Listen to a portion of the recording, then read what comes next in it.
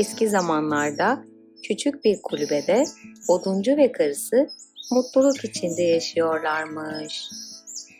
Tek dilekleri mutluluklarını tamamlayacak bir çocuklarının olmasıymış. Küçük kulübelerinin arkasındaki bahçe genç kadının tüm eğlencesiymiş. Çok bakımlı olan bahçede rengarenk çiçekler, çeşit çeşit meyve ağaçları varmış. Kocası ormana gittiğinde bu bahçeyi seyretmek çok hoşuna gidermiş kadıncağızın. Bir gün kocasına Artık dayanamayacağım. Bütün gün şu bahçedeki meyvelere bakmaktan bıktım. Ne olur git biraz topla da yiyelim. Ama biliyorsun ki o bahçenin sahibi bir cadı. O yüzden bu kadar güzel tüm bahçe. Hem ne yaparsak yapalım bize tek bir meyve bile vermez o cadı. demiş kocası. Ancak karısının ısrarına dayanamayarak gizlice girmiş bahçeye. Henüz bir meyve bile koparamadan yaşlı cadıyı bulmuş karşısında.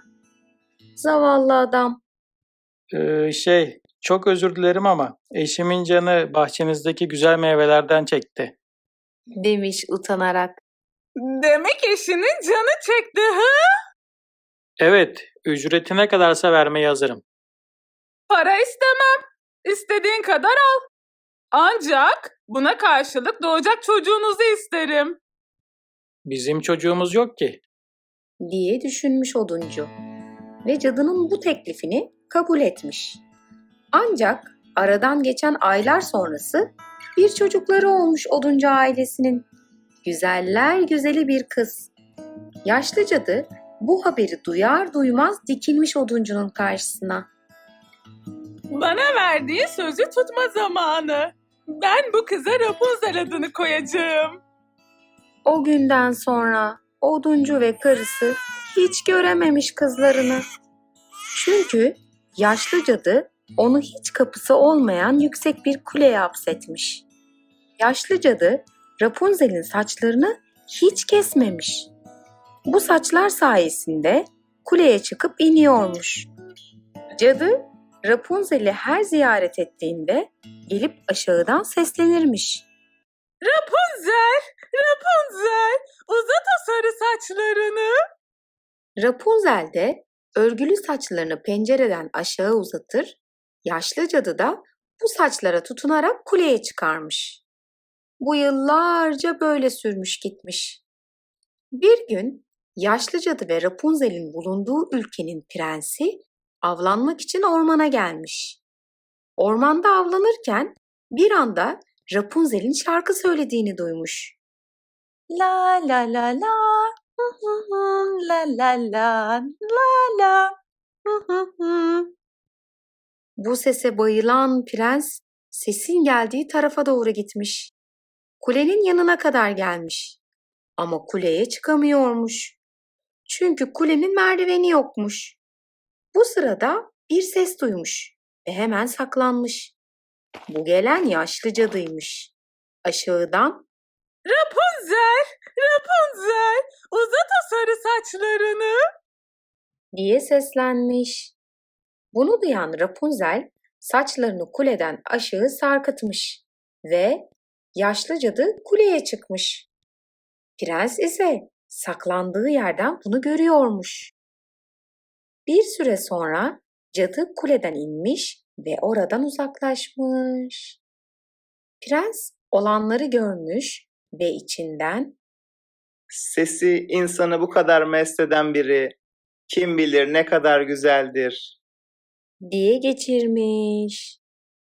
Sonra saraya geri dönmüş ama artık her gün ormana gidiyor, kulenin orada saklanıyor ve Rapunzel'in şarkılarını dinliyormuş. Bir gün cesaretini toplamış ve cadı gittikten sonra sesini cadının sesine benzeterek Rapunzel, Rapunzel, uzat o sarı saçları. diye seslenmiş. Rapunzel de herhalde cadı bir şey unutmuştur diyerek saçlarını tekrar aşağı uzatmış. Ancak bu sefer saçlardan tutunarak çıkan prensmiş. Yukarı çıktığında karşısında cadı yerine prensi gören Rapunzel önce çok korkmuş. Çünkü o zamana kadar kuleye cadıdan başka kimse çıkmamış. Prens ise Rapunzel'in korktuğunu anlamış ve ona Korkma. Ben senin sesini dinledim ve senin sesine aşık oldum. Çok güzel bir sesin var. demiş. Bunu duyan Rapunzel'in kalbi biraz ferahlamış. Ardından prens Sen sesinden de güzelsin. Benimle evlenir misin? demiş. Rapunzel bu teklif karşısında çok şaşırmış.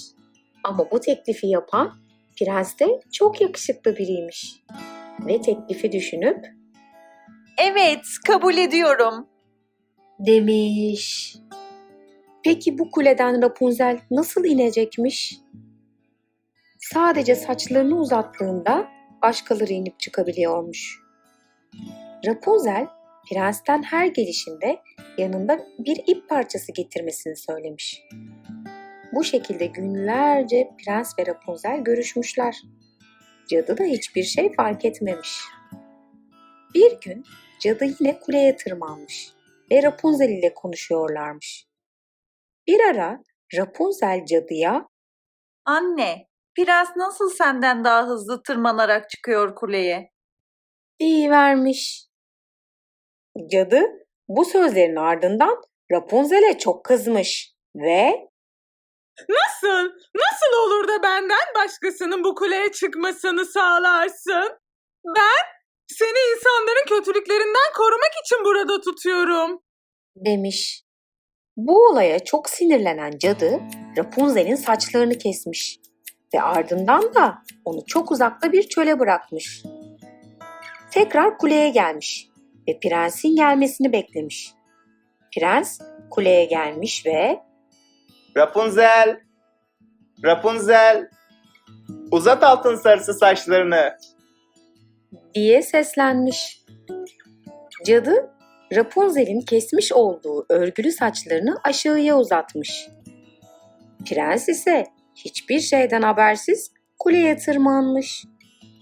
Prens karşısında cadıyı görünce şaşırmış. Rapunzel'i sormuş. Cadı da Rapunzel'e neler yaptığını anlatmış. Prens çok sinirlenmiş. Cadı prensin gözlerine sihirli bir ilaç atmış ve gözleri görmez olmuş. Cadı prensi kuleden aşağı atmış ama prense bir şey olmamış. Gözleri görmeden yıllarca ormanda dolaşmış ve önüne çıkan herkese Rapunzel'i sormuş. Kral ise oğlu prensin kaybolmasına çok üzülmüş. Onu her yerde aratmış ama bir türlü bulamamış. Prens geze geze Rapunzel'in bulunduğu çöle kadar gelmiş. Uzaklardan bir şarkı sesi geliyormuş. La la la la, hı hı hı, la la la, la la, hı hı hı. Evet, bu ses Rapunzel'in sesiymiş. Prens önce hayal olduğunu düşünmüş ve ardından sesin gerçek olduğunu anlamış Rapunzel! Rapunzel! diye bağırarak şarkının söylendiği yere kadar koşmuş. Rapunzel karşısında prensi görünce çok sevinmiş. Ama gözlerinin kör olduğunu anlayınca çekmiş oldukları bu sıkıntılar için ağlamaya başlamış. Rapunzel'in gözlerinden dökülen gözyaşlarından bir iki damla prensin gözlerine değmiş. Cadının büyüsü bozulmuş ve prensin gözleri görmeye başlamış. Prens Rapunzel'i de yanına alarak saraya gitmiş. Kral ve kraliçe oğulları prensi karşısında görünce çok mutlu olmuşlar. Yıllarca aradıkları oğullarının yanında evleneceği kız ile birlikte yanlarına dönmelerine çok sevinmişler. Prens başından geçenleri ve Rapunzel'in başından geçenleri bir bir krala anlatmış. Kral askerlerine emir vermiş ve cadıyı yakalatarak hapse atmış. Ardından Rapunzel'in oduncu anne ve babasını bularak onları bir araya getirmiş. Daha sonra da Rapunzel ve prensi evlendirmiş. 40 gün 40 gece düğünleri olmuş. Bir ömür boyu mutlu mesut yaşamışlar.